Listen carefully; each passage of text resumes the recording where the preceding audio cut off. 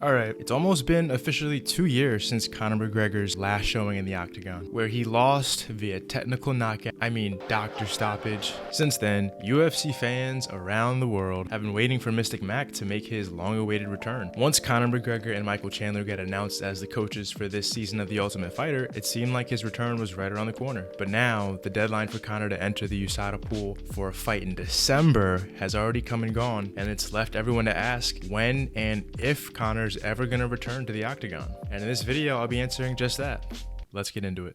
Okay, so first, we all thought Conor would take about roughly a year, maybe a little bit longer to return, which means that we would have seen him come back in the summer of 2022, and at the absolute latest, maybe the fall or the winter. After all, this injury was very similar to what happened to Anderson Silva, who came back in just about 13 months. Then we all saw that Conor was filming for the upcoming Roadhouse movie. So then it made sense for Conor to maybe take a little extra time off and wait for the production of that film to finish, and then we'll come back. But the production of Roadhouse came and went, and there were still no signs of any date, month, event, or anything of when Conor's gonna come back. And then we all thought, all right, well, Conor's coaching the Ultimate Fighter, maybe it makes sense for him to come back at the end of that season, and maybe at some point during the midway of this season of the Ultimate Fighter, they'll announce exactly when. But now we're just about halfway through the Ultimate Fighter, and all signs point to Conor still not even being in the testing pool. So now it looks like the only real barrier to entry is being in the USADA testing pool. I know many people are gonna jump to conclusions saying if Conor's not in the pool, if he's not being drug tested by USADA, then he must be cheating and he must be using PEDs.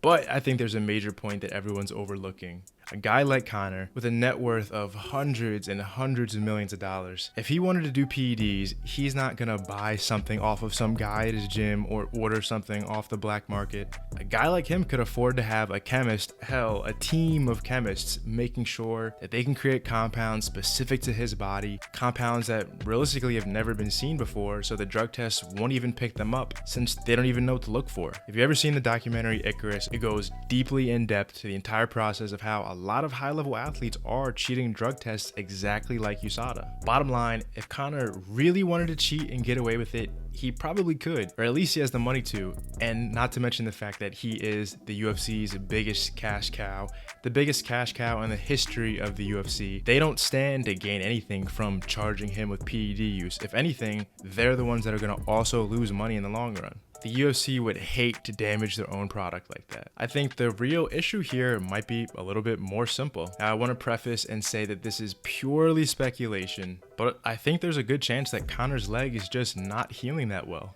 Or at least it's not healing fast enough for him to make a return just yet. And honestly, that might be why he left the USADA testing pool to begin with. Maybe he wanted to explore alternate options to potentially expedite the healing process. And maybe the reason that he hasn't made it public that maybe he's kind of struggling to recover is because his own ego and pride won't let him. I mean, at the end of the day, we are still talking about the same guy that was willing to go into a fight with Dustin Poirier with stress fractures in his leg while spamming kicks with that exact same leg. He's not exactly the kind of guy that's gonna make it well known that he's struggling. But there's another very plausible reason that he hasn't come back yet. Many people, including Dustin Poirier himself, were quick to point out that in their press conference for the trilogy fight, Conor just kind of seemed like a parody of his old self. It's like Conor doing an impression of a younger, hungrier Conor. Maybe he's just kind of trying to force himself into being the guy that we all know him as, but at the end of the day, he's not that guy anymore. He's already won the belts. He already has a laundry list of highlight reel knockouts against all-time UFC greats. He's made all the money in the world, multiple division champion, global superstar. I mean, the guy's been in the ring with Floyd Mayweather, for fuck's sake. Not to say that Michael Chandler isn't a real challenge for him, but I gotta imagine the prospect of fighting Michael Chandler has got to pale in comparison to all of the other achievements Conor has to his name. There's gotta be some moments where Conor looks at himself, looks at his life, and realizes if he goes back out there, there's a lot of risk for not a lot of reward. Doesn't need the money, doesn't need the fame, and a win over Michael Chandler maybe gets him a little bit closer to a title shot, but best case scenario, he goes on a run and wins the belt that he already won. But as UFC and MMA fans, let's hope that his leg heals the best it possibly can and he regains at least a fraction of the fire that he used to have inside himself, so that we can get a few more iconic moments out of the guy that made so many of us fall in love with the sport of MMA and the UFC. Thanks for watching.